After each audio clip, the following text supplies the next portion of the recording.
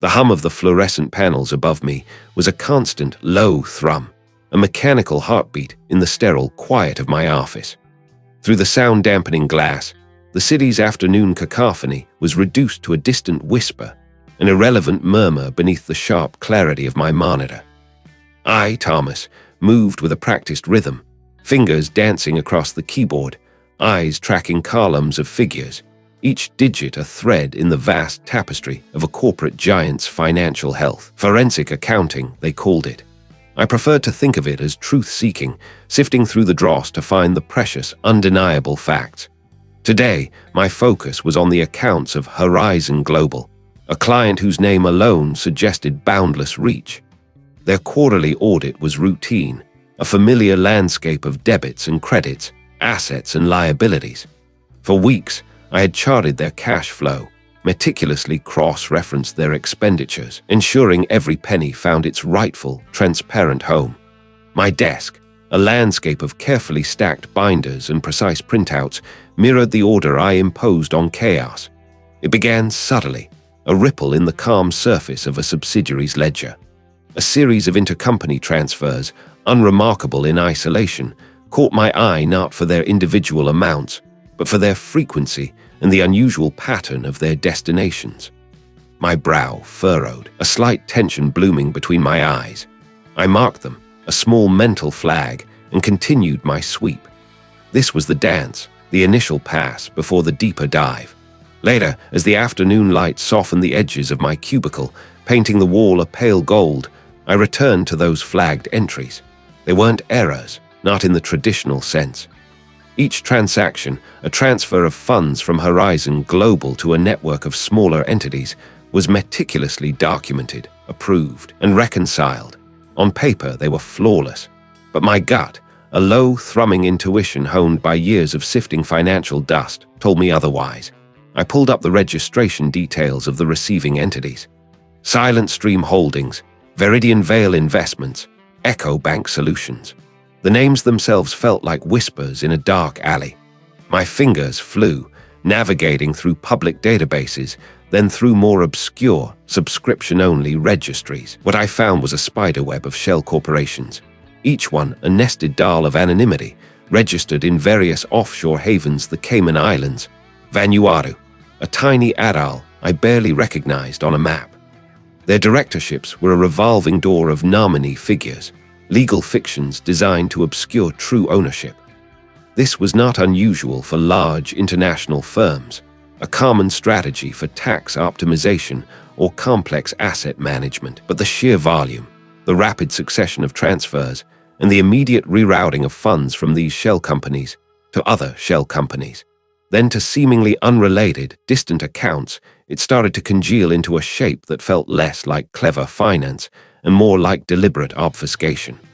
I zoomed in on a specific sequence, a transfer of $7,200,000 from Horizon Global to Silent Stream Holdings.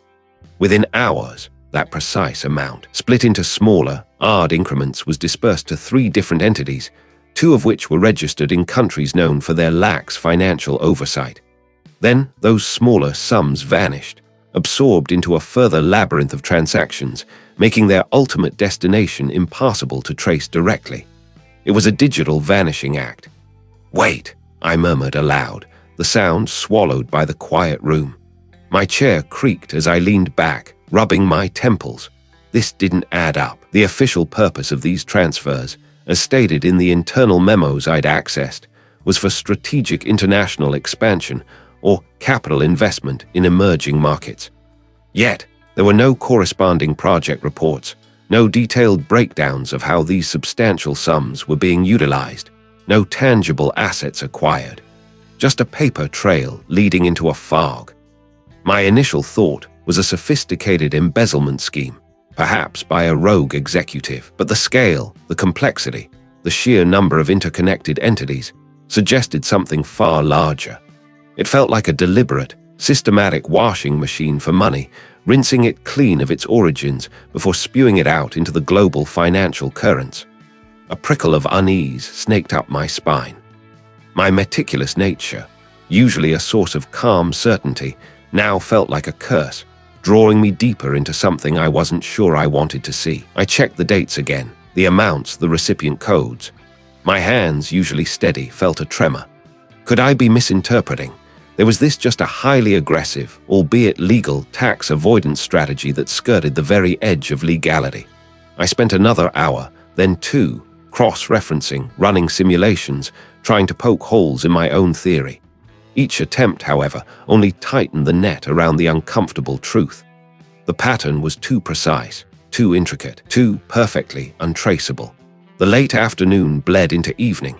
Outside, the city began its nightly transformation, lights winking on like scattered jewels. I needed a break, a moment to clear my head, to let the sheer weight of what I was seeing settle. My legs felt stiff, my mind buzzing with numbers and names of phantom companies.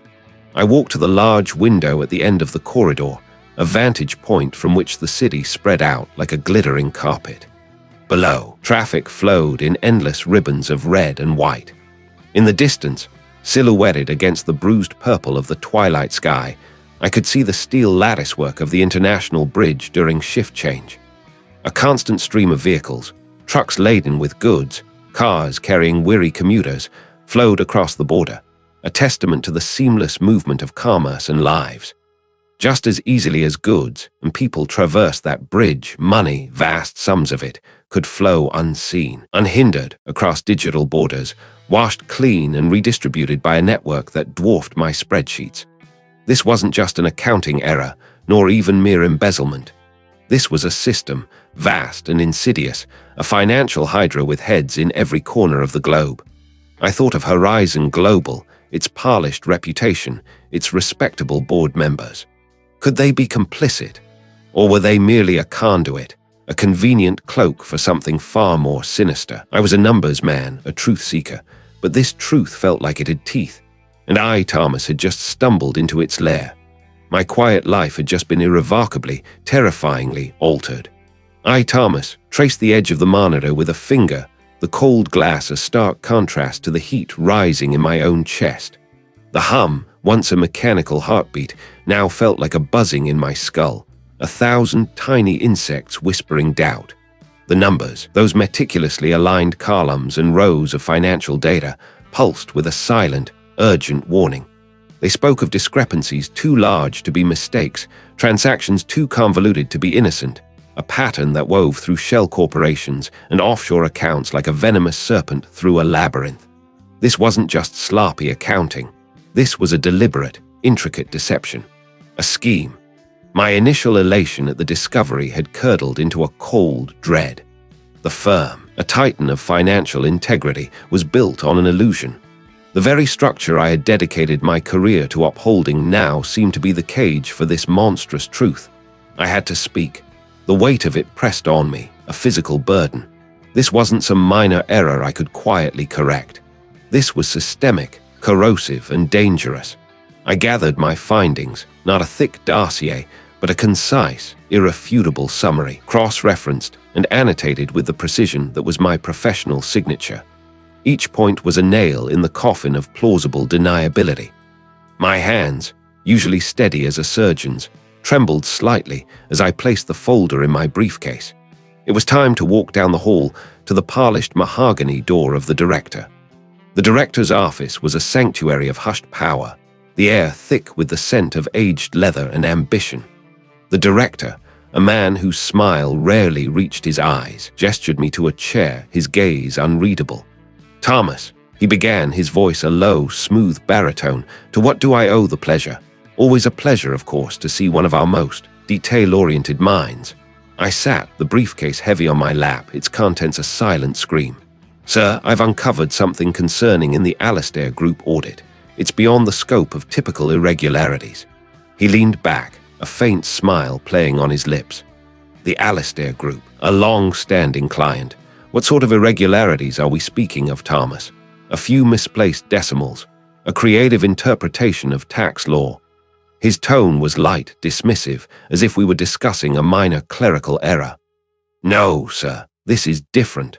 I found a series of transactions, an intricate web suggesting significant capital flight and what appears to be a sophisticated money laundering operation. The scale, It's substantial, and it implicates entities with direct ties to our firm's operations. My voice, though steady, felt thin in the expansive room. I laid out the summary, sliding it across the polished surface. He picked it up, his fingers briefly brushing the crisp paper. He scanned the first page, then the second, his expression unwavering, a mask of polite interest. A sophisticated operation, you say? He looked up, his eyes finally meeting mine, a spark of something I couldn't quite identify flickering in their depths. Thomas, you have a talent for uncovering the hidden, for seeing patterns where others see only noise. It's why we value you so highly. A strange compliment, I thought, given the gravity of my revelation. The evidence is compelling, sir. The offshore accounts, the layered shell corporations, the unusual volume of specific cross-border transfers. It all points to a deliberate scheme to obscure illicit funds. He set the document down, tapping it gently with a manicured nail. I appreciate your diligence, Thomas, truly. But sometimes, our meticulous nature can lead us down rabbit holes. These patterns you describe, they could be interpreted in various ways. Complex international finance often appears convoluted to the uninitiated. Our clients, particularly those of the Alastair Group's stature, operate in a world of high stakes and intricate dealings. This isn't aggressive tax planning. There are clear indicators of illicit origin, funds moving through jurisdictions known for their lack of oversight, disappearing and reappearing with no discernible economic purpose beyond obfuscation. His smile tightened, a barely perceptible shift. I understand your conviction, Thomas. It's admirable. But the firm's reputation, our relationship with such esteemed clients, demands a certain circumspection. To level such accusations based on what could be misinterpreted data would be disastrous for us, for the client, for your own career for that matter. The veiled threat, delivered with such practiced ease, hung in the air like a noxious gas. My heart gave a lurch. Was he implying I was wrong, or that I should simply stop looking? I am confident in my findings, sir. I insisted, a tremor entering my voice despite my efforts. I believe this needs immediate, thorough investigation, perhaps by an external body. He chuckled, a soft, dry sound. External body? My dear Thomas, you speak as if we are some fledgling operation. We are the external body, the arbiter of financial truth. Any investigation would begin and end here, and I assure I have already conducted our own due diligence on the Alastair Group. They are above reproach. He paused, his gaze softening, almost paternal. Perhaps you've been working too hard, Thomas. These late nights, staring at numbers, they can play tricks on the mind. You have a family, don't you? A son. It's important to maintain perspective, to prioritize what truly matters. The mention of my son, a casual aside, felt like a hammer blow. It was a clear, unmistakable warning. My breath caught in my throat. He wasn't just dismissing my findings. He was telling me to back off, to forget what I'd seen, and he was reminding me of the vulnerabilities I carried, the soft spots he could exploit. Had I overreacted? Was I seeing ghosts in the data, projecting my own fears onto neutral numbers? My meticulous nature, my dedication to truth, could it have twisted my perception? For a fleeting moment, I questioned everything, the certainty I'd felt minutes ago evaporating under the director's calm, powerful gaze. But then, the sheer audacity of his dismissal, the thinly veiled threat, the mention of my family, it solidified something within me. This wasn't a gentle suggestion, it was an order. He wasn't protecting the firm's reputation, he was protecting himself and whoever else was involved. I understand, sir, I said, my voice flat, devoid of emotion. I stood, the briefcase now feeling like a lead weight. Thank you for your time. He nodded, that faint, unsettling smile returning. Always a pleasure, Thomas. Do get some rest, and perhaps focus on some of our less complex accounts for a while. I walked out of his office, the heavy door closing silently behind me, leaving me in the hushed corridor. The fluorescent hum now seemed to mark me. The truth, once a clear, undeniable beacon, was now a dangerous secret I alone carried. The firm, my sanctuary, was a gilded cage, and I, Thomas, was trapped within its bars. The afternoon sun was bleeding into evening as I left the firm. The city's exhaust fumes a sharp contrast to the stale air of the office. My usual route home felt suffocating. I needed to breathe, to think, to untangle the knot of fear and fury tightening in my gut. I veered off, driving towards the city's edge, towards the border. The international bridge during shift change was a symphony of controlled chaos. The air was thick with the rumble of heavy trucks, the whine of engines, the staccato calls of customs agents, and the distant, mournful blare of a ship's horn. Vehicles idled in long queues, their exhaust pluming into the cool evening. It was a choke point, a bottleneck, a place where vast amounts of goods and capital moved between nations, often with little scrutiny beyond a cursory glance. I parked my car some distance away, near a dimly lit warehouse, and simply watched. The flow of traffic was hypnotic, a ceaseless river of steel and glass. The faces of the drivers were a blur, tired or impatient, or simply resigned. Then something snagged my attention. It was not a large truck, but a medium-sized van, common enough. What made it pause was the driver. He was a man with a distinctive scar that bisected his left eyebrow, a detail I had noticed in a photograph from one of the Alistair Group's subsidiary companies' annual reports. The man was listed as a logistics coordinator for a small, obscure import-export firm that had appeared as a recipient in one of the more suspicious transactions I had flagged. The van stopped briefly at the customs booth. The officer, a burly man with a tired face, merely glanced inside, then waved the driver through with a perfunctory gesture. No detailed inspection, no extended conversation. It was too quick, too smooth, for a commercial vehicle crossing an international border at a busy time. My mind immediately flashed back to the director's dismissive words. Complex international finance often appears convoluted. What you see as laundering, others might simply see as aggressive tax planning. But this wasn't about tax planning. This was about physical movement, about a cargo van carrying unknown contents, moving with suspicious ease across a border that usually scrutinized such crossings with a fine-toothed comb. And the driver, a face connected directly to the very scheme I had identified. The director had called my findings misinterpreted data. But here, at the international bridge during shift change, I had just witnessed a small, unsettling piece of my misinterpreted data moving with impunity. The pieces clicked into place with an unnerving precision. The corruption wasn't just in the numbers, it was in the system itself, a silent, pervasive rot reaching far beyond the firm's polished walls. I was no longer just an accountant, I was a witness and a target. The game, I realized with a grim certainty, had just begun. The silence of my apartment, once a sanctuary, now echoed with the clang of unseen chains. The polite dismissal, the veiled warning from the senior partner, had not extinguished the spark of my suspicion. It had fanned it into a simmering fire. My meticulous nature, a trait I'd always considered my greatest asset, now felt like a curse, compelling me to see the patterns others deliberately ignored. They wanted me to retreat, to bury the truth beneath spreadsheets and legal jargon. But the image of the cargo van, its driver's face etched in my memory, refused to fade. I spent the following nights hunched over my personal terminal, a ghost in the digital ether. My fingers danced across the keyboard, a phantom symphony of inquiry. I revisited every data point, every ledger entry, every customs declaration linked to the shell companies I'd flagged. It was a painstaking excavation, sifting through mountains of mundane transactions for the glint of something out of place. The firm's servers were a fortress, but I knew the back alleys, the obscure public databases, the forgotten corners where raw information sometimes lingered before being scrubbed clean. My focus narrowed to the logistics, the physical movement that underpinned the vast, sums changing hands. The cargo van, specifically, became my obsession. I cross-referenced its registered weight with declared contents on its manifests. A discrepancy, subtle as a whisper in a storm, began to emerge.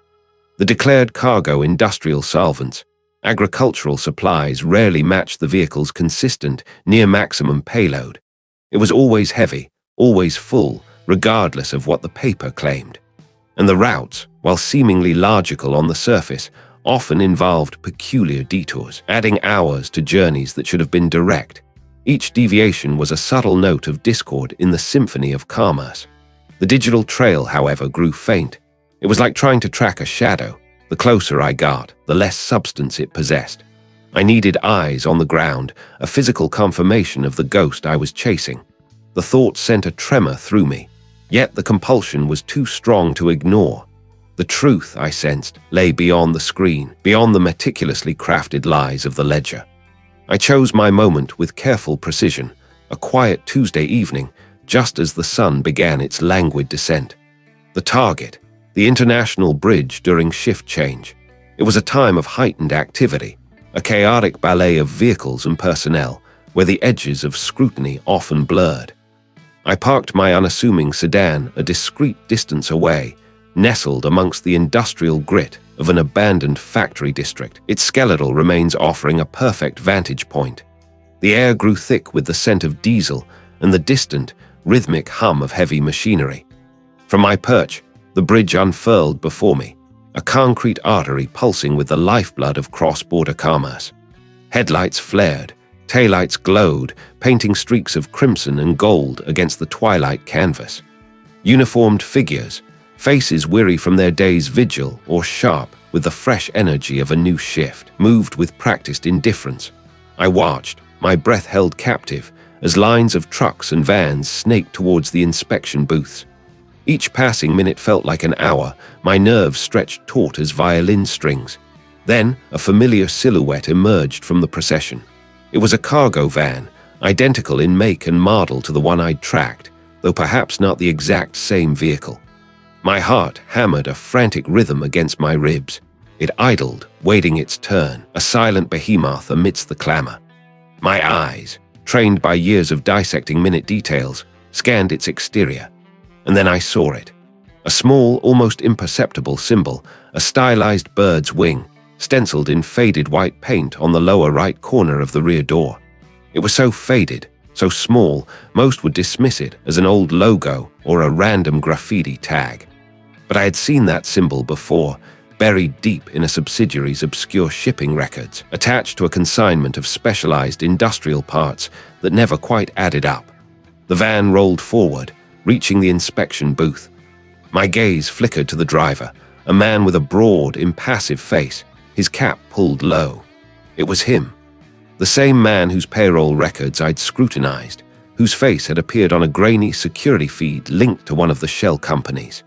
He exchanged a brief, almost imperceptible nod with the border guard, a quick dip of the head, a slight lift of the guard's hand, less a wave, more a prearranged signal. No extensive questioning, no thorough inspection. The van was waved through with a casual flick of the wrist, melting into the stream of traffic on the other side. A knot tightened in my gut, that gesture. It wasn't just a simple pass. It was an acknowledgement, a complicit understanding. The casual wave, the quick nod, it all felt too fluid, too effortless. It was a well-oiled machine, operating in plain sight, camouflaged by the sheer volume of legitimate traffic. This wasn't just about a few fraudulent invoices. This was a choreographed dance, a network of silent collaborators. There was I imagining things. There was my mind, overwrought by days of obsessive digging, conjuring connections where none existed. The gesture was so fleeting, so easily dismissed as nothing. The inconsistent waits, the circuitous routes, the faded bird's wing, the driver, the nod. It was too much to be coincidence. My breath hitched. This was far larger, far more entrenched than I had dared to imagine. The firm, the border, the very infrastructure of trade, they were all threads in a monstrous tapestry of deceit. And I, Thomas, the meticulous accountant, had just made myself visible. The silence, once a comfort, had morphed into a watchful presence, a silent judge in the empty rooms of my home. The senior partner's words, silken and sharp, had not extinguished the ember of my suspicion. They had fanned it into a quiet, persistent flame. My meticulous nature, a trait I'd always considered my anchor, now felt like a compass spinning wildly, pointing towards an unseen storm. I was no longer merely Thomas, the forensic accountant. I was a man standing at the precipice of a dangerous truth, the air around me thin and charged. My days at the firm became a careful choreography. I moved through the polished corridors with a practiced nonchalance, my gaze sweeping the periphery, a silent question in every glance. The financial ledgers, once a landscape of predictable figures, now seemed to pulse with hidden currents. I worked late. The hum of the server racks my only companion, the fluorescent lights casting long, lonely shadows. My personal laptop, a relic I usually reserved for trivialities, became my secret vault, encrypted files blooming like poisonous flowers within its digital confines. A colleague, usually a whirlwind of jovial chatter, lingered by my cubicle a moment too long, his eyes, usually direct, skittering away when I met them. It was nothing, I told myself, a trick of the light, a figment of a mind already strained. Yet the seed of doubt, once planted, began to sprout. Then came the car. I saw it first on a Tuesday, then again on a Thursday. I dismissed it as coincidence, a resident I hadn't noticed before, a visitor. But the meticulous part of me, the part that sought patterns in chaos, catalogued its make, its license plate, the subtle way its tinted windows seemed to absorb the streetlights. The air in the office grew thick with an unspoken tension. Conversation seemed to hush as I approached, only to resume in murmurs once I passed. The gaze of the junior associates, once deferential, now held a glint of apprehension, a mirror to the fear I tried to conceal within myself. I felt like a discordant note in a carefully composed symphony, my presence disrupting the harmony. One afternoon, I sought refuge in a small, unassuming cafe a few blocks from the firm, hoping the aroma of roasted beans and the gentle clatter of ceramic would soothe my frayed nerves. I sat by the window, my coffee cooling, my mind tracing the intricate web of numbers I was trying to untangle. A stranger, a man with eyes like polished obsidian and a suit cut too perfectly, occupied the table opposite. He didn't look at me directly, yet I felt the weight of his attention, a subtle pressure on my skin. As I gathered my things to leave, his voice, a low rumble, drifted across the small space. "Some puzzles are best left unsolved, Thomas," he said, his tone devoid of threat, yet heavy with implication. My breath hitched. The coffee cup slipped, clattering against the saucer. He knew my name. He knew my pursuit. They were watching. They were aware. A tremor ran through my hands, a testament to the primal fear that coiled in my gut. Had I imagined the intonation, the deliberate pause before my name, there was my mind, stretched taut, conjuring ghosts. I tried to rationalize it away, searching for any innocent explanation, but the image of his unblinking eyes, even through the pages of his newspaper, branded itself onto my memory. Perhaps I was simply seeing patterns where none existed, weaving a narrative from fragments of everyday life. The thought, however, offered little solace, only another layer of disquiet. The next evening, driven by a gnawing instinct, I found myself drawn to the International Bridge during shift change. My research had hinted at a pattern of unusual cross-border transactions, small enough to escape immediate scrutiny, yet cumulatively significant. It was a long shot, a desperate hope to connect the abstract numbers to something tangible, something that breathed and moved. The bridge was a concrete artery, throbbing with the pulse of commerce and human movement. Trucks laden with goods rumbled past, their headlights cutting swaths through the twilight. The air was thick with the scent of diesel and the metallic tang of the river below. Customs agents, their faces weary, processed the steady stream of vehicles, their movements a practiced rhythm of scrutiny and release. I positioned myself in a quiet overlook, pretending to admire the industrial ballet. My eyes, however, were scanning, searching for any anomaly. A specific container truck, perhaps, or a repeated face among the drivers. The shift change added to the controlled chaos, a brief window where the guard might be slightly lowered, where a pattern might emerge from the white noise. It was parked further down, its engine idling, a lone figure behind the wheel. It was not the same model as the one I'd seen near my apartment, but its stillness, its solitary vigil amidst the constant motion, felt wrong. My gaze kept returning to it, an insistent tug.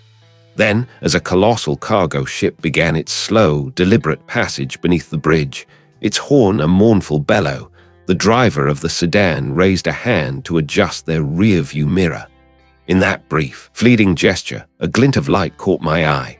It was a small, almost imperceptible flash, too bright for the setting sun, too focused for a mere reflection. A lens. A camera lens, perhaps, mounted somewhere on the dashboard, angled towards me. The realization hit me with the force of a physical blow. The air rushed from my lungs. The meticulous part of me, the part that sought patterns and proof, now had its undeniable evidence. I was not imagining things. I was not paranoid. I was under surveillance. The stranger in the cafe, the lingering colleague, the car near my apartment, they were all threads in a meticulously woven net, slowly, inexorably, tightening around me. The senior partner's veiled warning had been no idle threat. The game had truly begun, and I, Thomas, the unassuming accountant, was now a pawn on a very dangerous board. But even as fear threatened to overwhelm me, a stubborn resolve hardened in my core. I would not be easily swept away. My meticulous nature, a trait I'd always claimed as my professional compass, had begun to reorient itself, pointing not towards ledgers and balance sheets, but towards shadows and veiled threats. I found myself watching, observing, cataloging not just numbers, but the minute shifts in the world around me.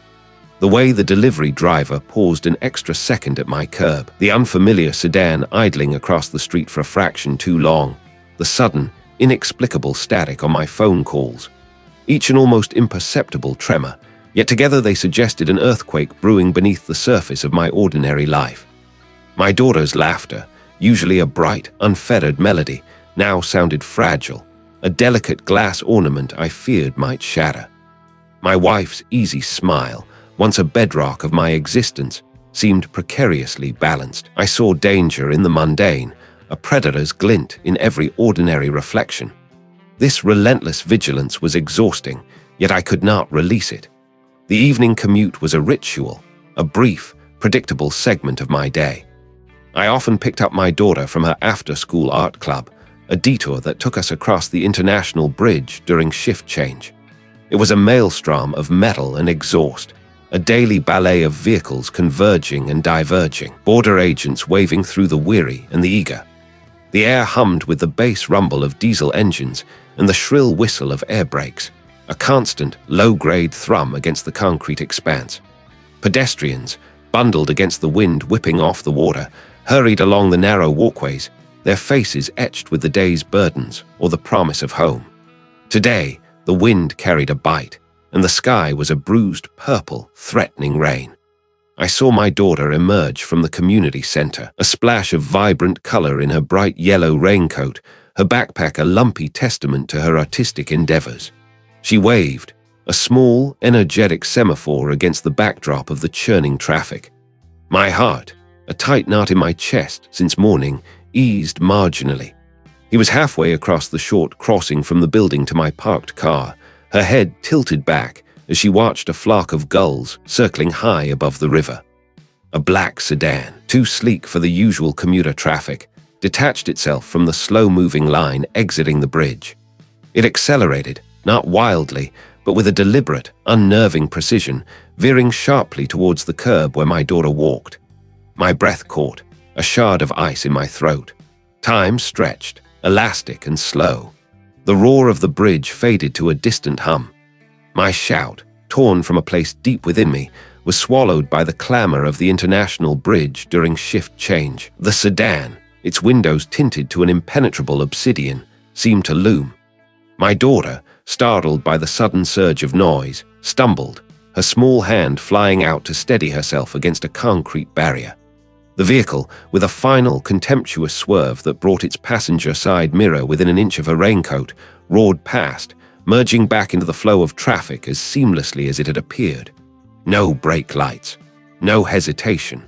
My legs, momentarily leaden, found their purpose. I was at her side in an instant, my hands checking her over, searching for any scrape, any bruise. Her eyes, wide with a child's fleeting fright, met mine. "Daddy, that car was so fast," she exclaimed, her voice a little tremulous, but already recovering. The innocence of her reaction was a sharper blade than any direct threat could have been. It wasn't until we were safely buckled in my car, the engine idling, that I noticed it. Tucked into the front pocket of her backpack, nestled amongst a handful of crayon stubs and a crumpled drawing of a rainbow, was a small, perfectly preserved white orchid. Its petals were delicate, almost translucent, and a single drop of dew still clung to one leaf. It was a species I recognized instantly, a rare Phalaenopsis, known for its pristine white bloom and its notoriously difficult cultivation outside of specific, controlled environments. I knew this flower. I had seen it, not in a florist's window, but on the polished mahogany desk of the senior partner, a single, stark bloom in a minimalist vase, a symbol of his refined, almost clinical taste. He cultivated them himself, a detail he had once shared during a particularly dry quarterly review. My fingers trembled as I extracted the fragile blossom. It wasn't a random act of a reckless driver. It was a deliberate, personal signature, delivered with the brutal grace of a surgeon's cut. They hadn't touched her, hadn't laid a hand, yet the violation felt absolute. They had reached into the most sacred part of my life, brushed against her vulnerability, and left their calling card. My daughter, oblivious, hummed a tune, already absorbed in the details of her drawing. I looked at the orchid, then at her innocent profile, the last vestiges of my fear burning away in a sudden, fierce conflagration. The ember of suspicion, fanned by the senior partner's veiled threats, had now ignited into a roaring inferno of resolve. They had shown me their hand. They had crossed a line, one etched in the very marrow of my bones. I was no longer merely investigating. I was fighting. And for my family, I would tear down every carefully constructed facade, every intricate web of deceit, until the truth, however ugly, lay exposed. The game had changed, and I would play it to win. My meticulous nature, a trait I'd always cherished, had become a burden, each discovered detail a stone added to a cairn of dread. The air in the firm, once crisp with ambition, felt thick with unspoken warnings. I was a lone swimmer in a tide turning against me, the current growing stronger with each passing hour. The weight of it all, the sheer scale of the operation I had stumbled upon, pressed down on me like a physical force. I had always believed in the power of truth, the unassailable logic of numbers. I couldn't fight this hydra alone. The firm was compromised, a gilded cage where the bars were made of trust and the lock was fear. My internal attempts had been met with a wall, not of ignorance, but of deliberate, calculated obstruction. I needed an anchor outside, a voice that could echo mine, amplify it, before it was swallowed whole. My mind, usually so precise in its calculations, wrestled with a different kind of equation, risk versus survival. A former colleague, disgraced for speaking out against a minor infraction years ago, flickered in my thoughts. He knew the underbelly of our world, the quiet ways truths were buried. He was a man I remembered who had seen the system fail, who carried a quiet bitterness, a disillusioned sense of justice. He was a long shot, a gamble, but perhaps, just perhaps, his cynicism was a shield I could use. Reaching him was a delicate dance. I couldn't risk a direct call, an email, anything traceable. My digital footprint was already under a microscope, I was certain. I remembered an obscure detail from that old case file, a specific public library he frequented, a peculiar habit of reading certain microfiche archives late into the evening. It was a thread, thin as spider silk, but it was all I had. I left an anonymous message, a single, cryptic phrase referencing the old case, on a specific volume I knew he would eventually pull from the shelf. It was a hope, a prayer that he would remember, that the spark of his old fire still lived. Days bled into a week, each one a tightening coil of anxiety. I worked, I ate, I slept, a phantom of my former self, every nerve ending alert, listening for the sound that would signify the end. Then a single, unlisted number flashed on my burner phone, purchased with cash and never connected to my true identity. A gruff voice, laconic and weary, spoke a single word, bridge. My heart, a frantic hummingbird, hammered against my ribs. He had taken the bait. The designated meeting point was the international bridge during shift change, a deliberate choice on my part. The ceaseless flow of trucks, the blur of headlights, the cacophony of horns and diesel engines all provided a chaotic canvas for a clandestine encounter. The constant movement of vehicles and pedestrians crossing the border offered a measure of anonymity, a shifting curtain against watchful eyes. I walked, a ghost among the commuters, my briefcase clutched tightly, its contents a volatile secret. The detective was easy to spot, even in the churn of humanity. He leaned against a concrete barrier, a figure carved from granite, his coat collar turned up against the wind, his eyes scanning, assessing, missing nothing. He didn't acknowledge me directly, merely shifted his weight, a silent invitation to approach. "You're Thomas," he stated, his voice a low rumble beneath the roar of a passing freight truck. It wasn't a question. His gaze, heavy with suspicion and a lifetime of disappointments, pinned me. "You've got 5 minutes." This man was a skeptic, hardened by years of broken promises and false leads. Could I truly make him believe? Could I convince him to risk what little he had left? My own voice felt thin, reedy, against the industrial symphony of the bridge. I've uncovered something big. It goes beyond the firm, beyond what anyone suspects." He snorted, a sound of profound weariness. "They always say that. Something big. Usually it's a disgruntled employee with a grudge and a handful of half-truths. This isn't that," I insisted, my voice gaining a desperate edge. I opened my briefcase, pulling out a single encrypted USB drive. This contains a subset of files. Not the full scope, that's too dangerous to carry, but it's enough. It details a series of shell corporations, transactions routed through obscure offshore accounts, all designed to funnel illicit funds. The amounts are staggering. He merely watched, his eyes unblinking, his expression unreadable. "What's my angle, Thomas? Why come to me? I could go to internal affairs, the feds." "I tried," I admitted, the bitterness tasting like ash in my mouth. "My initial reports were dismissed. My access restricted. I received warnings. Subtle at first, then less so. The senior partner knows. I believe he's involved, or at the very least, protecting those who are. This scheme isn't just about money laundering. It's a financial artery for something far more sinister. The patterns of the transfers, the specific regions they originate from and terminate in.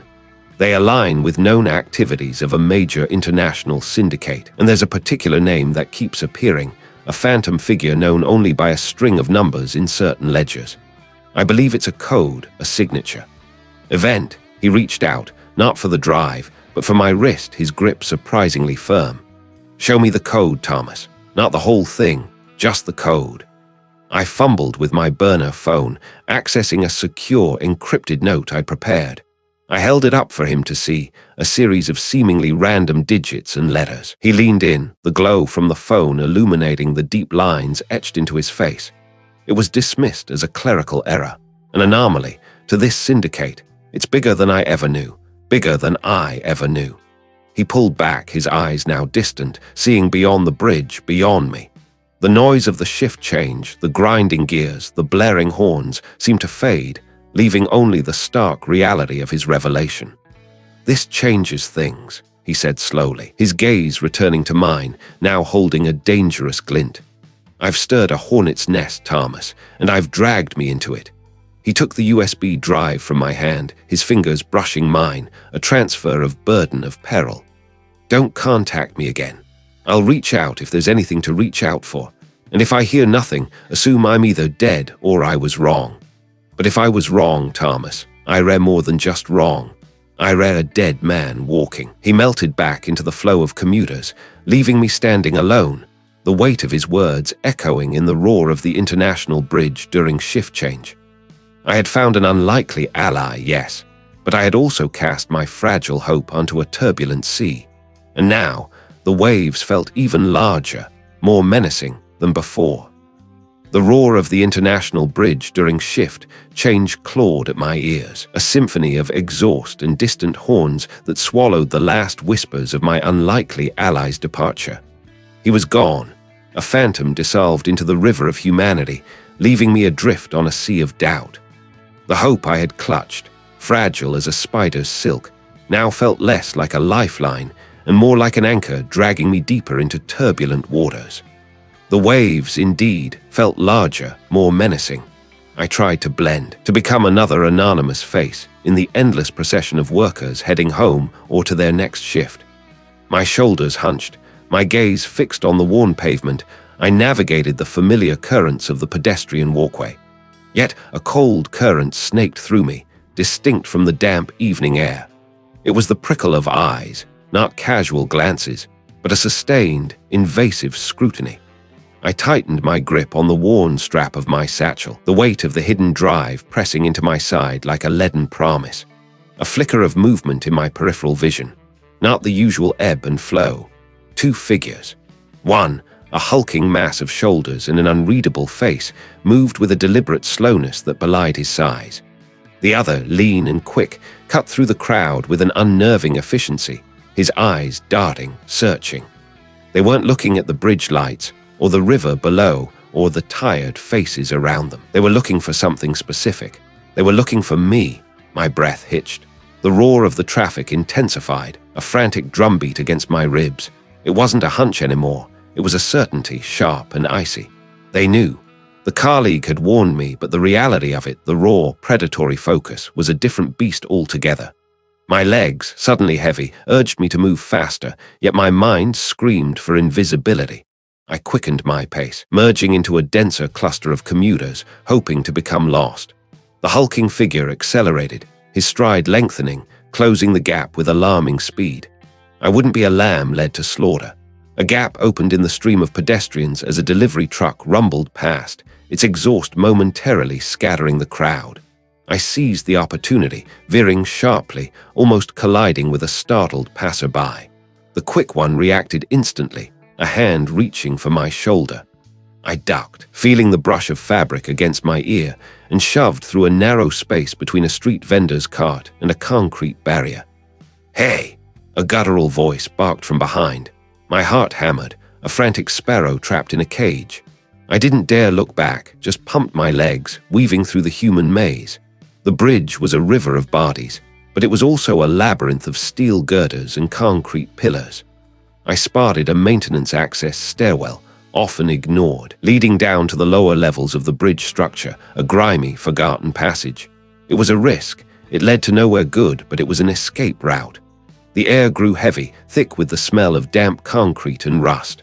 I could hear them above, their heavy footsteps on the metal stairs, then a grunt of frustration. They were following. I descended deeper, my hands scraping against rough brickwork.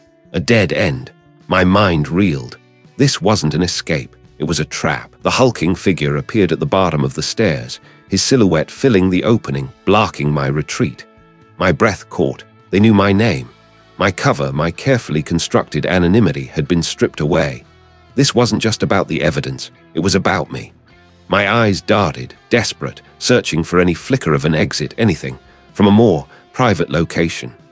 As he advanced, I saw it. A loose, rusted rebar jutting from the concrete wall near my hand. It was my only chance. With a surge of adrenaline, I gripped it, pulling it free with a metallic screech that pierced the air.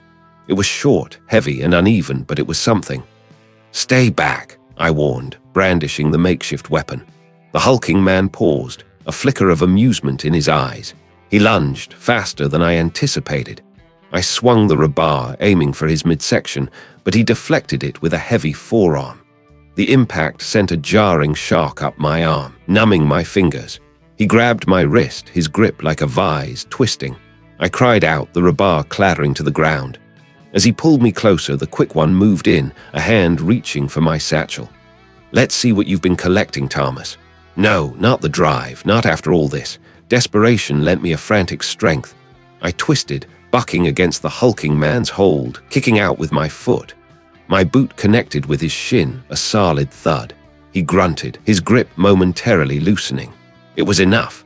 I tore free, stumbling back against the railing, the cold metal digging into my spine. The quick one, momentarily distracted by his colleague's pain, had leaned in too close. My fingers closed around something hard in his inner pocket. I pulled, ripping the fabric, and stumbled back again as he cursed, his balance compromised. A small, metallic rectangle flew from his pocket, skittering across the grimy platform. It was a key card, sleek and black, with an embossed, almost imperceptible symbol in one corner, a stylized serpent entwined around a stylized M. I knew that symbol. I had seen it in the periphery of my ledgers, a subtle watermark on documents from a shell corporation tied to the very heart of the money laundering scheme. This wasn't just any key card.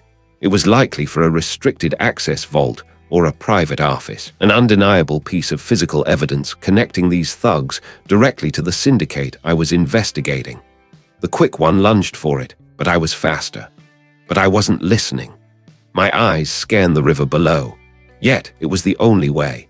With a desperate prayer, I swung myself over the railing, not hesitating, not looking back.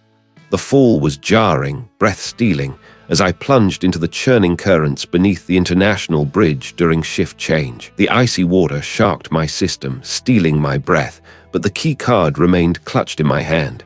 I surfaced, gasping, the roar of the bridge now muffled, distant. They were above, their angry shouts echoing down, but they couldn't follow.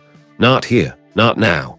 I had escaped, yes, but the escape had cost me everything. My tenuous connection to the outside world, my safe havens, all compromised. This wasn't just a chase, it was a declaration of war. Now, they were flesh and blood, a tangible threat that had almost swallowed me whole. Could I truly expose them, or was I merely postponing the inevitable? The doubt, a venomous serpent, coiled around my heart. But then my fingers tightened around the keycard, the stylized serpent, the undeniable link. No, I wouldn't stop. I had gone too far to turn back. I had to go further underground, disappear completely. The fight had been a blur of desperate motion, a chaotic dance with a hulking shadow. My shin throbbed where it had met his bone, a dull ache that anchored me to the present. I had torn free, a ragged breath escaping my lips, and then I ran. Not towards help, but away down the darkened alley, the chill wind a harsh companion. The drive, gone. The small, unassuming device that held the truth vanished into the night with my assailant. I made it back to my car, hands trembling as I fumbled with the keys. The engine roared to life, a sudden, jarring sound in the quiet street. I drove aimlessly at first, the city lights a blurry smear through the windshield. The weight of the loss pressed down, a suffocating blanket. All those hours, the meticulous cross-referencing, the patterns I'd teased from the labyrinthine ledgers all gone. My evidence, my shield, my only weapon. Now I was exposed, naked before the very forces I sought to unveil. The next morning arrived with a brutal swiftness, a summons to the senior partner's office. The email, stark and impersonal, felt like a premonition. Their gazes, if they fell upon me, seemed to carry a new, unsettling weight. The meeting room was sterile, bathed in the anemic glow of overhead fluorescence. Beside him, the firm's head of internal security, a man whose eyes held the flat, assessing stare of a predator. And a stranger, a woman with sharp features and an unyielding posture, whom I vaguely recognized as a legal counsel. "Thomas," the senior partner began, his voice devoid of its usual warmth, "this is a grave matter." He pushed a thick binder across the polished table. Its cover, a stark black, seemed to absorb all light. My name, emblazoned on a tab, felt like an accusation.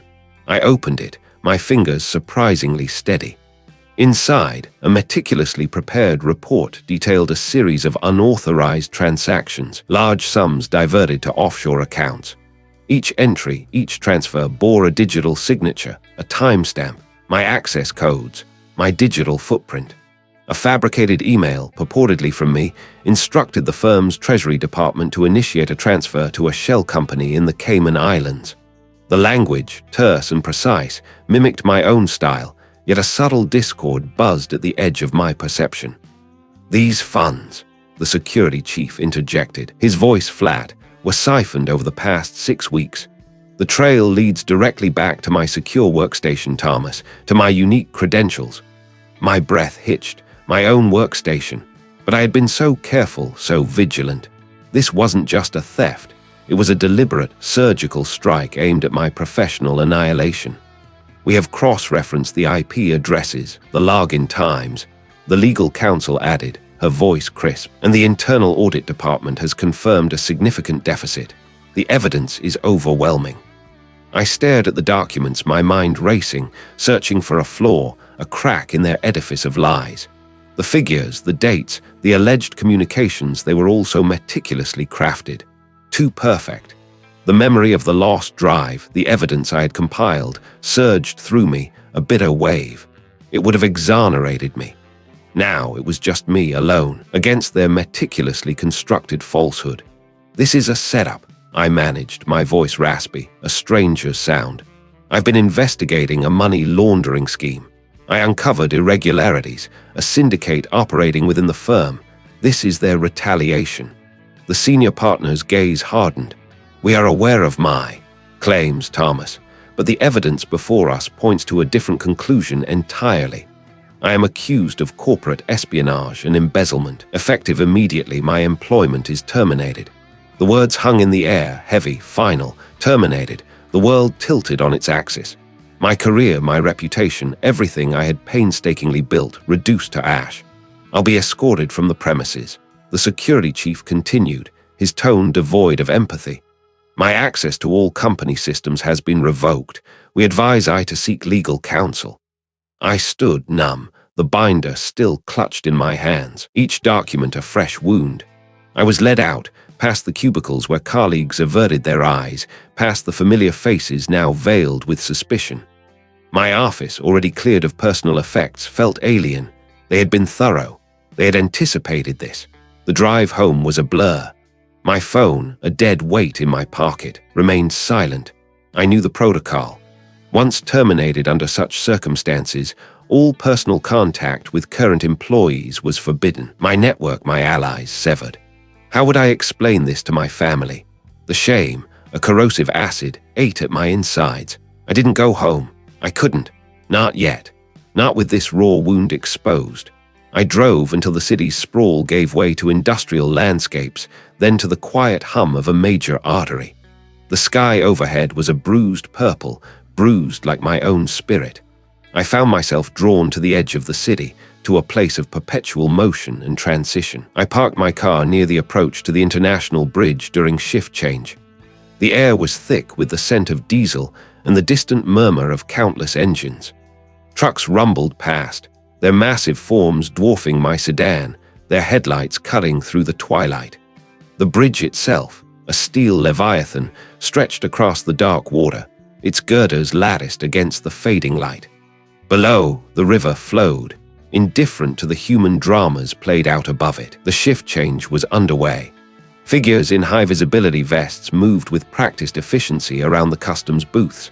The air thrummed with the low chatter of radios, the clang of heavy doors, the distant shouts of handlers.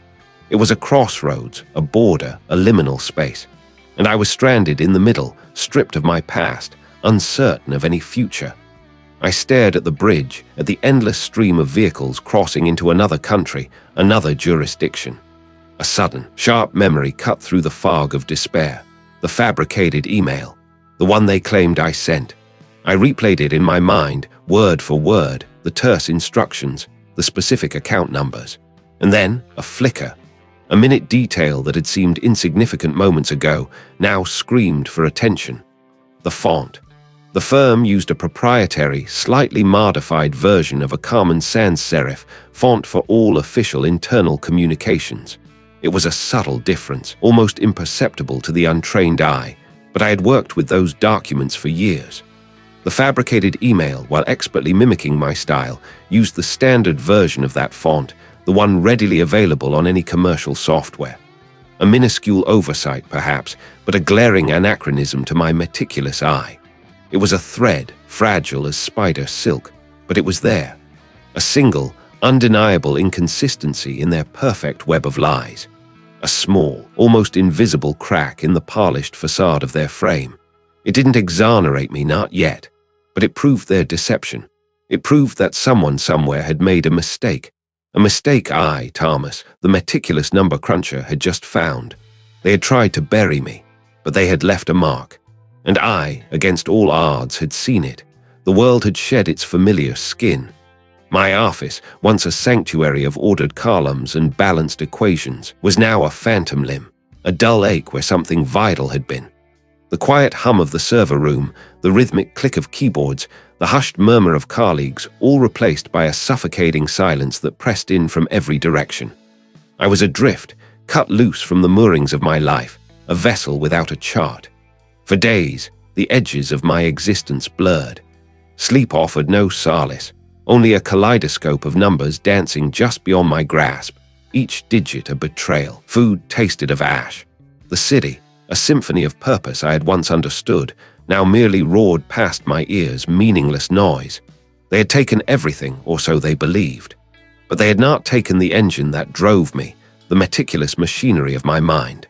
Slowly, the fog began to recede, replaced by a cold, searing clarity. What had felt like an ending was, in fact, a stripping away, leaving only the raw, sharpened core of my intellect. My life had been about order, about finding the hidden thread in a tapestry of data. Now that tapestry was torn, and the threads lay exposed. I had seen the design, understood its intricate, malignant pattern. My only recourse was to unravel it. I retreated to a small, rented room, anonymous and bare. My only companions were the ghost of my notes, the faint echoes of ledger entries in my memory, and the burning certainty that I was right. I closed my eyes, reconstructing the labyrinthine pathways of their illicit wealth, not just the amounts, but the how and the when. The complex web of shell corporations, the phantom invoices, the seemingly innocuous transfers that, when viewed collectively, formed a river of tainted gold. My mind, a forensic lens, zoomed in on the smallest anomalies. A series of microtransactions, too small to trigger alarms, yet forming a significant aggregate. A pattern of disbursements that didn't align with standard business cycles. A specific type of asset transfer that occurred with unnerving regularity, always just before a quarterly review. It was like tracing the subtle tremor of an earthquake to its epicenter. Then, a flicker. A specific type of transfer, always facilitated by a particular subsidiary, always originating from a particular region, and always crossing a specific border at a particular time. The movement of physical goods, disguised as legitimate trade, was mirroring the digital flow of funds. And the physical choke point, the nexus where these two streams converged, was unmistakable. The international bridge during shift change. I saw it, a sudden, blinding flash of insight. The numbers, the logistics, the human element, they all coalesced around that single point. It wasn't just a crossing, it was a vulnerability. The transition between shifts, the brief lull in heightened vigilance, the subtle handover of responsibility, the slight dip in the rhythm of surveillance. It was a window, slender as a razor's edge, but wide enough for me to slip through. My plan began to crystallize, intricate and perilous. It wasn't enough to simply report what I knew. They would bury me. I needed to expose a live transaction, a real-time manifestation of their grand deception, caught in the very act, at the very point of its greatest weakness. And I needed to connect it irrevocably to the financial architecture I had painstakingly mapped. My hands, accustomed to the delicate dance of a calculator, felt clumsy, inadequate. I was not a warrior nor a spy. I was merely Thomas, an accountant. But then I remembered the faces of my colleagues, their averted eyes, the dismissive wave of the executive's hand. The injustice burned away the doubt. My intellect, my ability to see the truth in the numbers, was my only weapon, and it was a formidable one. I needed to gather irrefutable, time-stamped proof of a specific transaction happening at the bridge during this vulnerable window. Not just the physical movement, but its immediate digital echo in their clandestine ledgers. It would require precise timing, a deep understanding of their protocols, and an audacious maneuver. The next evening, I found myself drawn to the bridge, a silent specter in the gathering dusk. The air was thick with the scent of diesel and the metallic tang of the river. Headlights streamed across the expanse, a river of light flowing in two directions. The structures of steel and concrete loomed, formidable and indifferent. I watched the flow of traffic, the rhythm of the customs officers, the changing shifts of personnel. As the designated hour approached, a subtle shift in the atmosphere became palpable. The first wave of vehicles from the outgoing shift began to thin, replaced by a fresh surge of inbound traffic. The new faces at the inspection booths moved with a slightly different cadence, a brief moment of less practiced observation. Then I saw it. A specific type of commercial vehicle, one I had noted in my mental ledger, always crossing at this exact juncture. Its cargo manifest, I knew, would declare innocuous goods. But the timing, the route deviation, and the specific driver I recognized from a grainy photo linked to a suspicious expense report, it all clicked. It was not just a truck. It was a moving cipher, a physical representation of the illicit financial transfers I had uncovered. My heart, which had been a quiet drum, began a frantic rhythm against my ribs.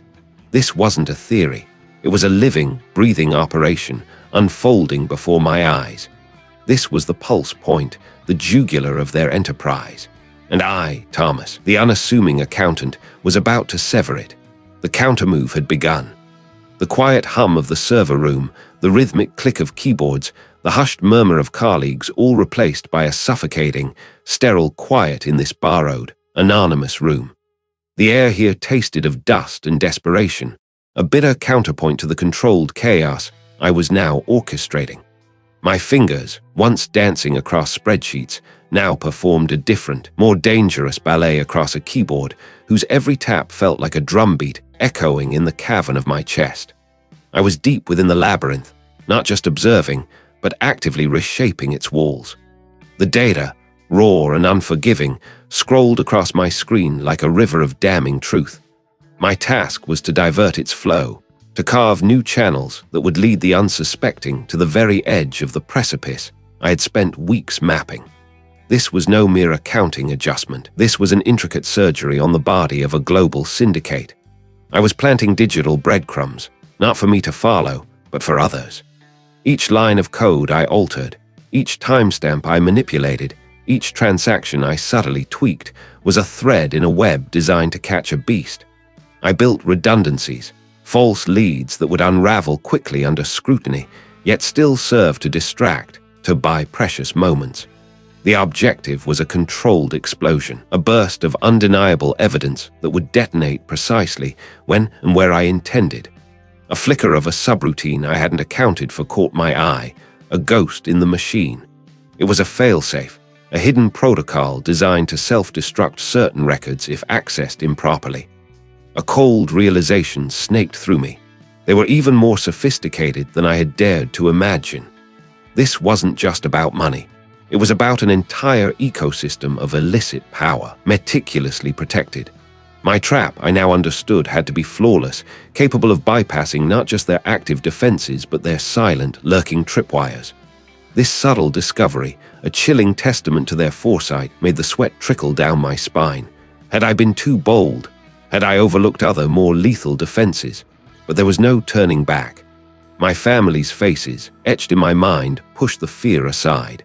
I worked faster, adapting my strategy, weaving a new layer of deception around the failsafe, turning their own protection into a potential vulnerability.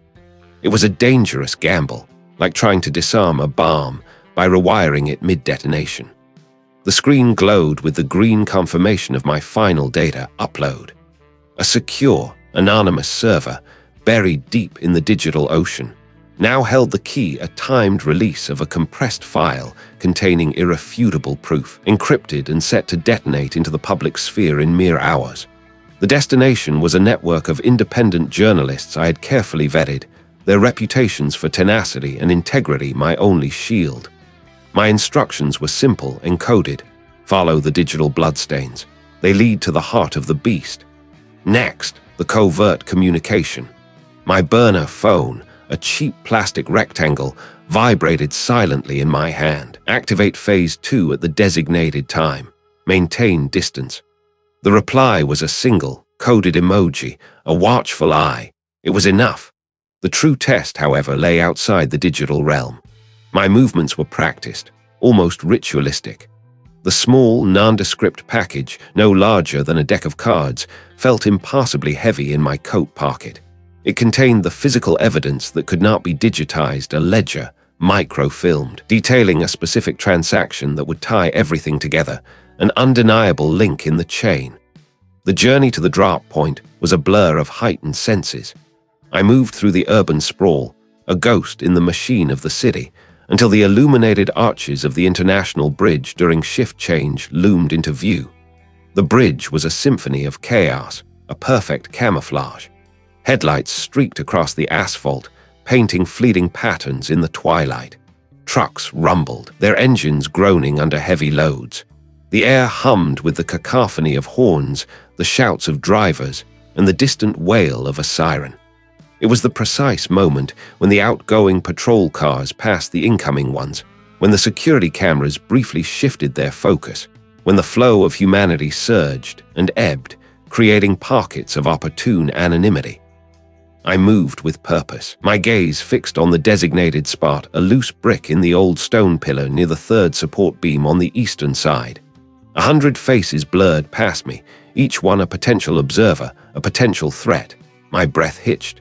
Had I been followed? A sudden, sharp glance over my shoulder revealed nothing but the indifferent rush of the crowd. I pushed it back, focusing on the task. With a practiced, fluid motion, I reached the pillar. The package slid in smoothly, a silent promise of reckoning. I replaced the brick, brushing away the loose grit, making sure no trace remained. It was done. As I walked away, blending back into the river of commuters, the weight in my pocket was gone, replaced by a different kind of burden, the crushing knowledge that the trap was set. The fuse was lit. Any second now, the first spark could ignite a firestorm. And I, Thomas, the meticulous accountant, was standing at its very epicenter, praying the inferno would consume only those who deserved it and spare everything I held dear. The waiting would be the hardest part, a slow, agonizing crawl towards a dawn that might never break for me. The chill wind, a restless spirit, scoured the international bridge during shift change, carrying the scent of exhaust and distant, churning water. Beneath the skeletal lattice of steel, the river surged, a dark vein connecting two worlds. My breath plumed in the frigid air, each exhalation a fragile cloud of resolve. This was it. The crossing point, the fulcrum. My heart, a trapped bird, hammered against the cage of my ribs, but my hands, encased in worn leather, were steady. The shift change was a symphony of diesel engines and the low thrum of heavy transport, a rhythmic pulse that masked the finer vibrations of my own fear. The message had been clear. This was the rendezvous, the final act. A sleek black sedan, its windows tinted to obsidian, glided to a halt 100 paces from me. No flashing lights, no dramatic screech of tires, just a quiet, predatory arrival. Beside him, a figure I knew only as the enforcer, a hulking silhouette whose very presence radiated menace, stepped out, scanning the periphery with an animalistic intensity. My stomach tightened, a knot of ice and fire, but I forced myself to meet their gaze, a silent challenge in the gloom.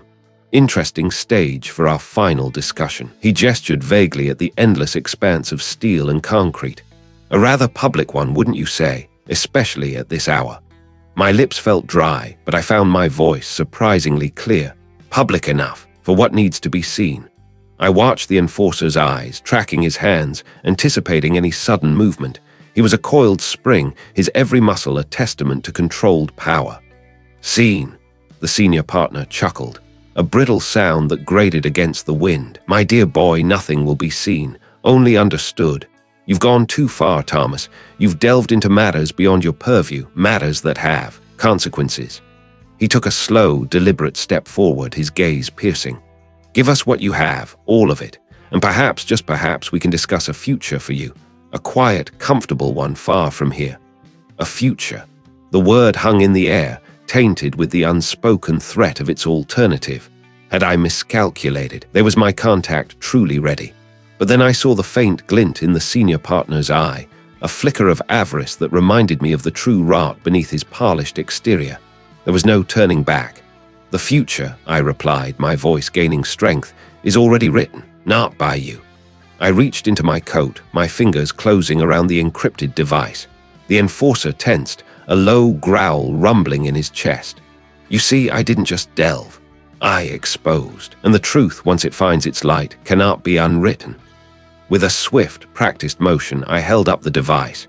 It was small, unassuming, but its blinking light was a beacon in the gloom.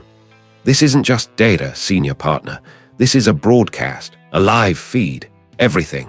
The shell corporations, the phantom transactions, the offshore accounts, the names, the dates, the destinations of every ill-gotten penny, all tied directly to you, to your network. Do you truly believe that little toy can save you?" He nodded to the enforcer. "Take it." But I was ready. I didn't try to flee. Instead, I clicked a button on the device. A small, almost imperceptible whirring sound. "It's already out," I stated, my voice ringing with triumph amidst the bridge's roar. The phase T I activated, it wasn't just a delivery, it was a trigger. My contact isn't just receiving this, they're rebroadcasting it to every relevant agency, to every financial watchdog, to the world senior partner, right now, live, from the international bridge during shift change. His eyes widened, a sudden horror replacing the fury. He understood the implications. The anonymity, the careful layers of obfuscation all torn away in an instant. The enforcer hesitated, a brief, vital second of confusion, his mission momentarily overridden by the senior partner's sudden, visceral shock. That second was all I needed. From the swirling currents of traffic, two unmarked vehicles, identical to the endless stream of trucks and cars, suddenly swerved, blocking the path of the senior partner's sedan. They weren't in uniform, but their stance, their deliberate movements spoke volumes. They carried no visible weapons, but their presence was a silent, undeniable threat. The enforcer, realizing the trap, snarled and lunged at me, his massive hand reaching for the device. But a new figure, a tall, lean woman with eyes like steel, intercepted him with a surprising agility, her movements fluid and efficient. The data, the truth, had found its voice, and the world just now was beginning to listen. The sirens, distant at first, then growing louder, wailing their mournful song, were the final, undeniable chorus of the takedown. My hands finally began to tremble, but it was not from fear. It was the tremor of release. The cold air bit at my exposed skin, but I barely registered the chill. My breath plumed in ragged clouds, mirroring the chaotic churn within me. The sirens, once a piercing shriek, had softened to a mournful wail, a receding tide of urgency as the scene on the international bridge during shift change solidified into grim tableau. Figures moved with purpose, flashes of blue and silver catching the stark beam of a cruiser's spotlight. I watched, a phantom in the periphery, as the senior partner was led away, his face a mask of shattered defiance. The expensive fabric of his suit seemed to sag, deflated by the weight of his downfall. Beside him, the enforcer, no longer a coiled spring of menace, walked with a heavy, almost bewildered gait, his eyes scanning the indifferent faces of the officers, searching for a recognition that would never come. Their capture, a sudden, swift descent from power, felt both inevitable and impassably surreal. My own hands still trembled, a faint tremor that echoed the residual fear in my bones. It wasn't the shaking of cold, but the aftershocks of a storm that had raged for too long. The detective, a man whose weary gaze had become an unexpected anchor in my nightmare, approached me, his silhouette cutting a sharp line against the pre-dawn glow of the bridge. "Thomas," he answered, his voice a low rumble devoid of triumph. "It's done. For them, at least." He gestured towards the retreating vehicle carrying the senior partner. "They're talking. Quickly, too. Seems the syndicate isn't big on loyalty when the walls come down." A fragile tendril of relief unwound within me, but it was laced with a bitter tang. Done, I wondered, even as my mind grasped for the comfort of that word. Could it ever truly be done? The shadow of the syndicate felt too vast, too deeply rooted to be severed by a single arrest, however significant. "My name, is it clear?" I asked, the words feeling foreign, heavy on my tongue. The question felt small, almost petty, in the grand scheme of what had just unfolded, but it was the key to reclaiming some semblance of my former life. The detective nodded. "More than clear. My firm is in for a rude awakening, Thomas. Massive scandal. The regulatory bodies will be all over it like vultures on carrion. My internal reports, the ones they buried, they're gold. I rare a witness, a hero if I want to be, but certainly not a suspect. A hero. The word felt like a costume ill-fitting, itchy. I was merely a man who refused to avert his gaze, who clung to the threads of truth even as they threatened to unravel him. The thought of the firm, once a bastion of prestige, now crumbling under the weight of its own corruption, brought no joy, only a profound weariness. My career, the carefully constructed edifice of my professional life, lay in ruins. Rebuilding it, or even choosing a new path, felt like scaling a mountain I had no strength left to climb. As the first hints of sun painted the eastern sky in bruised purples and grays, the bridge hummed with the slow shift change. Cars began to trickle across, their drivers oblivious to the drama that had just played out. The ordinary world was asserting itself, indifferent to the extraordinary terror I had faced. "There are still loose ends, aren't there?" I pressed, the question a whisper against the rising murmur of the city. My gaze drifted across the river, towards the distant lights of the next city, a sprawling canvas of anonymous lives. The detective sighed, a puff of steam in the cold air. "Always. This organization is like an octopus. Cut off one arm, and another grows back, or worse, there are 5 more lurking in the depths. We've got a lot of information now, thanks to I. We'll follow the money, as I always taught us. It's a long road." His words confirmed my unease. The immediate threat had been neutralized. The visible heads of the Hydra lopped off, but the beast itself still lived, its tendrils reaching into places I couldn't yet fathom. My family. Were they truly safe? The thought was a relentless drumbeat, silencing the faint chorus of relief. I had risked everything for them, for the truth. Had that sacrifice truly secured their future, or merely bought them a temporary reprieve? Later, much later, huddled in a sterile room, I recounted the details again, my voice hoarse, my memories sharp and painful. The colleague who sat opposite me, meticulously typing my words, offered sympathetic glances, but his eyes held a distance, a professional detachment that underscored the chasm between my ordeal and the mundane reality of paperwork. Each word was a step back into the labyrinth I had barely escaped. "I've been through hell, Thomas," the colleague said, finally pushing away from his keyboard. "Take some time. I've earned it." Time. The concept felt alien. What would I do with time now that the relentless pursuit was over? The quiet hum of the fluorescent lights, the scent of stale coffee, the hushed voices in the corridor, it all felt profoundly wrong, too normal, too safe. My senses, honed to a razor's edge by constant vigilance, now felt dull, almost useless. As I finally stepped out into the weak light of day, the world seemed to hold its breath. The tension that had been my constant companion for weeks had not entirely vanished. The firm would burn, the senior partner would face justice, and my name was cleared. These were victories, undeniably.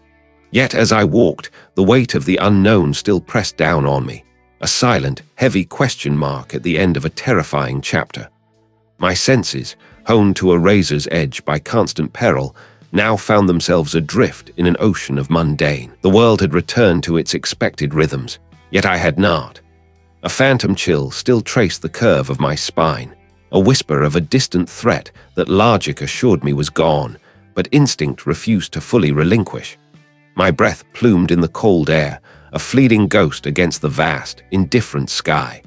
I stood on the pedestrian walkway of the International Bridge during shift change, the metal beneath my feet thrumming with the passage of unseen weight. Below, the river, dark and ancient, pulled itself eastward, oblivious to the human dramas played out above its surface. Headlights of trucks, like weary, glowing eyes, crawled across the lanes, their drivers faceless silhouettes. The steady murmur of engines, the distant clang of metal, the high-pitched whistle of a train winding through the industrial sprawl on the far bank, these were the sounds of transition, of borders crossed and duties exchanged. It felt fitting, this liminal space, for a man caught between two lives. My wife, her hand warm and solid in mine, squeezed gently. Her eyes, still carrying a faint shadow of the fear we had shared, met mine with a quiet strength that had become my anchor. Beside us, our child, oblivious to the gravity of the moment, pointed at a passing tugboat, its horn a low, mournful cry. This was what I had fought for, what I had risked everything to preserve, these simple, uncomplicated moments of shared existence. Yet, the tranquility was fragile, a delicate glass against the memory of shattered worlds. She carried a slim briefcase, its leather gleaming faintly under the sodium lamps, the investigating agent. I had seen her face only in brief, clandestine meetings, her expressions always guarded, her words measured. Now there was a subtle softening around his eyes, a hint of something akin to relief. "Thomas," he responded, his voice a low current beneath the bridge's symphony. She offered a brief, professional nod to my family. "Thank I for coming." I simply nodded, my throat tight. The air tasted metallic, perhaps from the industrial exhaust, or perhaps from the lingering residue of my own anxiety. "It's done," she stated, her gaze sweeping the expanse of the river below. "The firm, as I knew it, is no more. Its assets are frozen, its leadership under scrutiny that will peel back layers of deceit for years to come." The initial arrests led to a cascade, just as I predicted. The larger network, fragmented. Their principal operators are either in custody or on the run, their channels disrupted, their influence severely curtailed. A strange sensation bloomed in my chest. Not triumph, not elation, but a profound, weary stillness. The monster had been slain, but the scars it left were indelible. Had it truly ended, could I ever fully shed the skin of the hunted? And the individuals, she met my gaze directly. Their careers are over.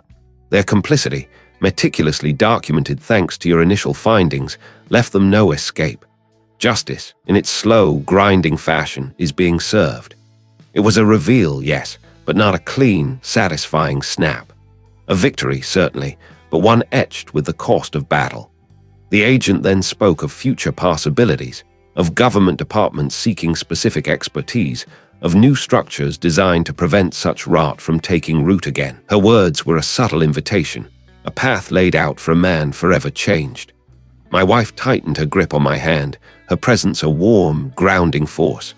Later, as the shift change reached its peak, a flood of workers spilling across the bridge like iron filings drawn by a magnet, we walked away, hand in hand.